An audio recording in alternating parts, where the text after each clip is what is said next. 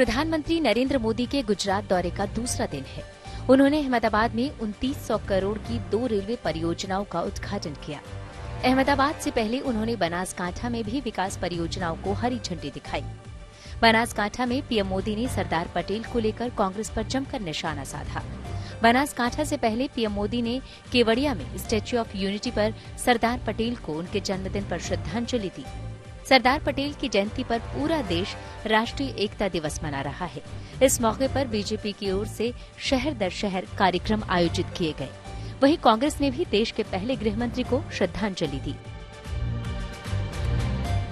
राहुल गांधी ने भारत जोड़ो यात्रा के बीच गुजरात विधानसभा चुनाव को लेकर बड़ा दावा किया।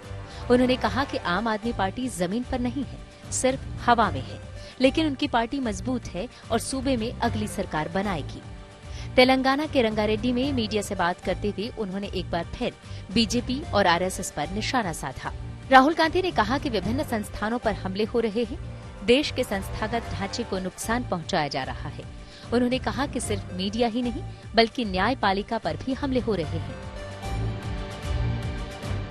हिमाचल प्रदेश में चुनावी सरगर्मी हर रोज तेज हो रही है। कांग्रेस नेता प्रियंका गांधी ने मंडी में चुनावी सभा को संबोधित किया। इस दौरान उन्होंने महंगाई, पुरानी पेंशन और जीएसटी समेत कई मुद्दों को उठाया। प्रियंका गांधी ने कहा कि हिमाचल में अगर कांग्रेस की सरकार बनी तो मंत्रिमंडल की पहली बैठक में ही पुरानी पेंशन योजना बहाल कर दी जाएगी। वहीं हिमाचल के मुख्यमंत्री जयराम ठाकुर ने चुनावी सभा से कांग्रेस पर पलटवार किया और कहा कि कांग्रेस को एक बार सत्ता चाहिए और फिर वे लूट खसोट का काम शुरू कर देंगे।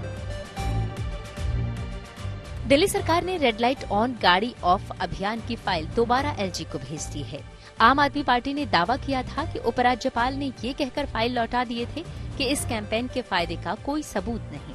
इस बीच दिल्ली में मुफ्त योग क्लास को कल से बंद करने के आदेश जारी कर दिए गए हैं। दिल्ली के उप मुख्यमंत्री मनीष सिसोदिया ने आरोप लगाया कि बीजेपी ने अफसरों को डरा धमकाकर इस योजना को बंद कराने का आदेश दिया है।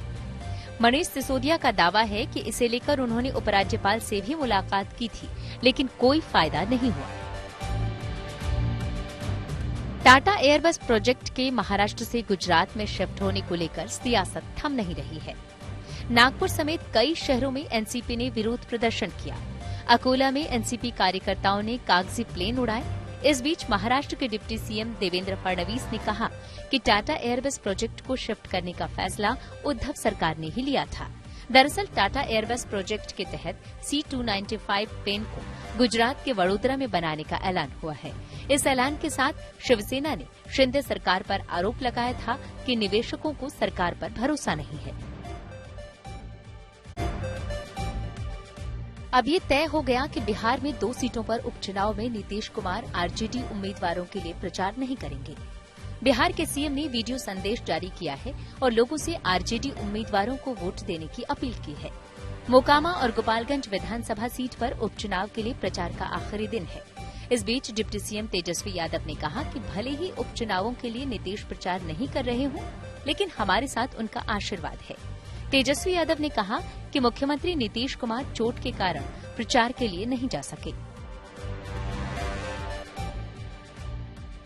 सीएए कानून को चुनौती देने वाली याचिकाओं पर सुनवाई करते हुए सुप्रीम कोर्ट ने असम और त्रिपुरा से जुड़ी याचिकाओं को जोड़ने का आदेश दिया है। 3 हफ्ते के अंदर असम और त्रिपुरा को कोर्ट में अपना जवाब दायर करना होगा।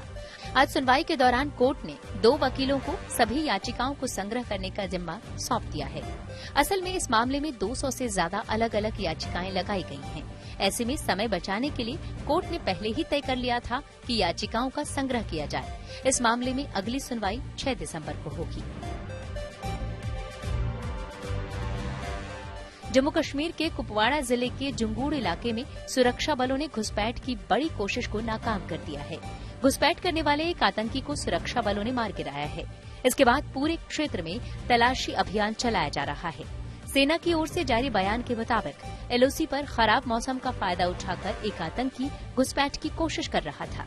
इस बात की खुफिया सूचना मिलते ही सुरक्षा बलों ने ऑपरेशन चलाया और आतंकी को मार गिराया।